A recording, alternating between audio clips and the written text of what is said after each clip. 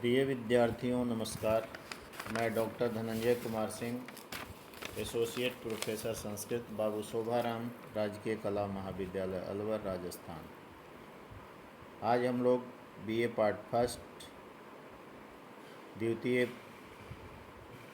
प्रश्न पत्र के पाठ्यक्रम में निर्धारित भारतीय संस्कृति के तत्व के अंतर्गत वर्णाश्रम व्यवस्था पर परिचय प्राप्त करेंगे। वर्ण एवं आश्रम व्यवस्था भारतीय संस्कृति के दो प्रमुख स्तंभ हैं, जिसके आधार पर पूरा समाज अवलंबित था और सामाजिक जो व्यवस्था थी उसमें इनका बहुत बड़ा योगदान था। भारतीय समाज पूर्णतः स्वावलंबी समाज था। शिक्षा व्यवस्था हो, अर्थव्यवस्था हो, धार्मिक व्यवस्था हो, सारी व्यवस्थाओं में भारतीय समाज उत्तम स्थान पर था, उत्तम पायदान पर था। लेकिन कालांतर में इस व्यवस्था में क्षरण होने लगा। हम अभी उन बिंदुओं पर नहीं जाएंगे। इसके वर्ण एवं आश्रम व्यवस्था के अंतर्गत प्रथम वर्ण व्यवस्था पर संक्षिप्त परिचय प्राप्त करेंगे। भारतीय समाज में वर्ण व्यवस्था एवं आश्रम व्यवस्था एक दूसरे के परस्पर विरोधी न होकर एक दूसरे के सहयोगी एवं पूरक रूप में थे। वर्ण व्यवस्था समाज को चार भागों में विभाजित करती थी: ब्राह्मण, क्षत्रिय, वैश्य और शूद्र। तो आश्रम व्यवस्था मानव के जीवन को 100 वर्ष का औसत रूप में जीवन काल मानते हुए उसे 25-25 वर्षों के चार भागों में विभाजित करते हुए नामकरण के रूप में 25 वर्ष तक की आयु वाले ब्रह्मचर्य आश्रम, 26 से 50 वर्ष तक गृहस्थाश्रम, 51 से 75 वर्ष वानप्रस्थ आश्रम, 76 से 100 वर्ष संन्यास आश्रम। एक ये मोटे तौर पर ऐसा विभाजन किया हुआ था और इन्हीं परिधि में व्यक्ति अपना जीवन यापन करता था, समाज के लिए योगदान करता था, विद्यार्जन करता था और वह वानप्रस्थ आदि आश्रमों से गुजरता हुआ अंत में संन्यास आश्रम में प्रविष्ट होकर अपने जीवन के परम लक्ष्य मोक्ष प्राप्ति की ओर अग्रसर होकर मोक्ष प्राप्त करता था। वर्ण व्यवस्था के अंतर्गत चार वर्ण थे: ब्राह्मण, क्षत्रिय, वैश्य एवं शूद्र। प्रत्येक वर्ण हेतु उनके निश्चित एवं नियत कर्म निर्धारित किए गए थे।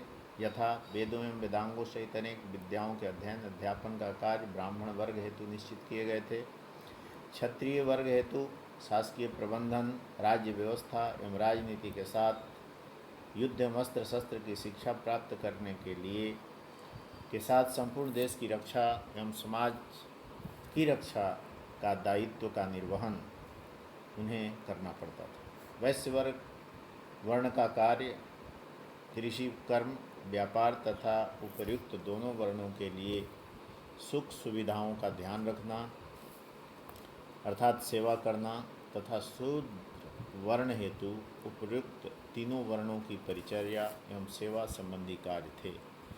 वैदिक काल में यह वर्ण व्यवस्था जन्माधारित न होकर कर्माधारित थी। ऋग्वेद के अंतर्गत एक सूक्त में एक ही परिवार में चारों वर्णों के सदस्यों के साथ साथ रहने का उल्लेख प्राप्त होता है। गीता में भी श्री भगवान कृष्ण ने कर्म आधारित वर्ण व्यवस्था की ओर स्पष्ट रूप से संकेत किया है। चातुर्वर्ण्यम मया सृष्टम गुण कर्म विभागसः जन्मना जायते शूद्र संस्कारात् द्विजुच्यते। अर्थात जन्म से तो सभी शूद्र ही उत्पन्न होते हैं, परंतु अपने अपने गुण और कर्म के आधार पर वे द्विजत्व ब्राह्मण, क्षत्रिय एवं वैश्य को प्राप्त होते हैं।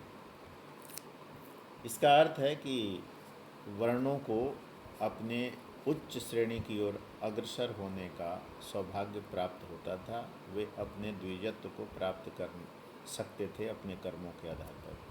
कालांतर में यह कर्म आधारित व्यवस्था जन्म आधारित व्यवस्था का रूप लेने लगी और आगे चलकर इसने सामाजिक एकता के ताने बाने को कमज़ोर किया। फिर भी मुग़लों के आने से पूर्व या मुस्लिमों के आने से पूर्व यह व्यवस्था उतनी विकृत रूप धारण नहीं कर पाई थी।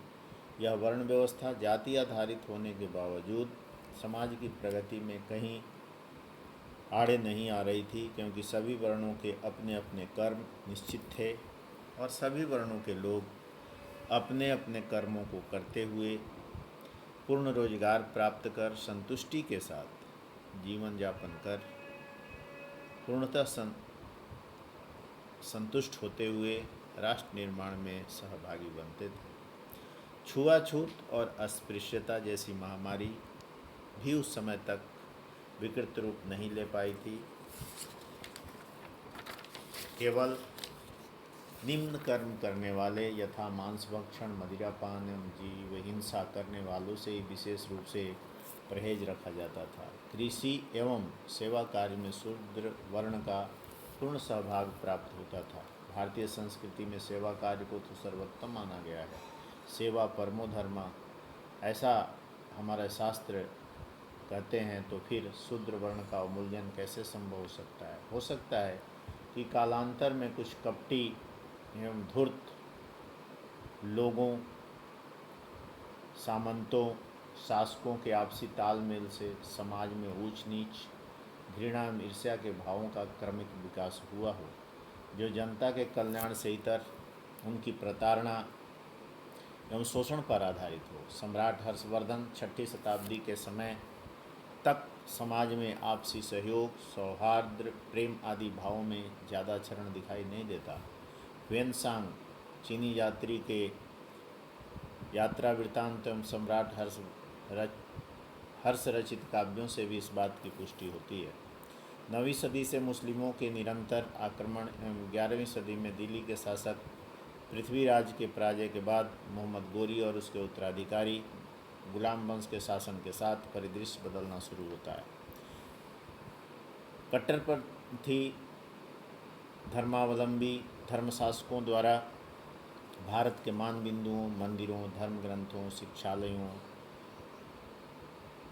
विद्वानों के ऊपर हमला कर उन्हें प्रताड़ित किया जाता है, उन्हें ध्वस्त करने का यत्न किया जाता है।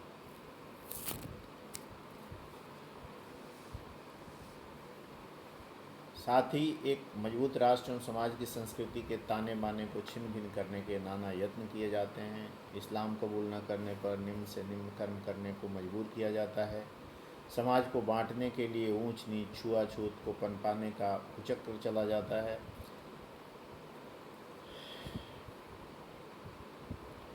मुस्लिम शासन 6 वर्ष के शासनकाल के अंत के बाद अंग्रेजी शासन में भी इसी पद्धति का कमोवेश आश्रय लेकर समाज को तोड़ने का कुचक्र चलता रहता है।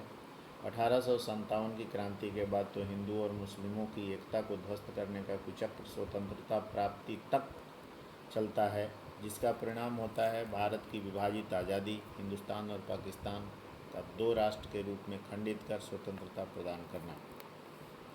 अधिकांश विद्वानों की मान्यता है कि स्वतंत्रता के इस लंबे कालखंड में जाति व्यवस्था को जानबूझकर पनपाया गया ताकि भारत इस समस्या से सदैव ग्रसित रहे।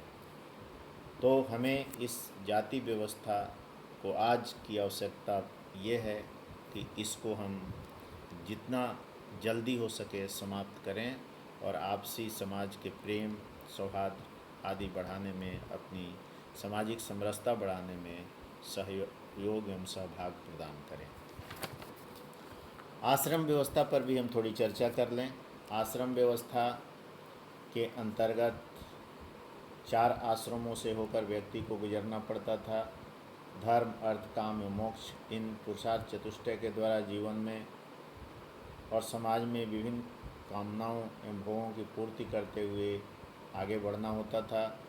सभी वर्णों के बालकों के लिए शिक्षा गुरुकुल में ही दी जाती थी, जहाँ पर उपनयन संस्कार के पश्चात सभी विद्यार्थियों को गुरुकुल में रहकर समाज से भिक्षादान प्राप्त कर जीवन की आवश्यकताओं की पूर्ति कठोर साधना एवं त्याग के साथ की जाती थी।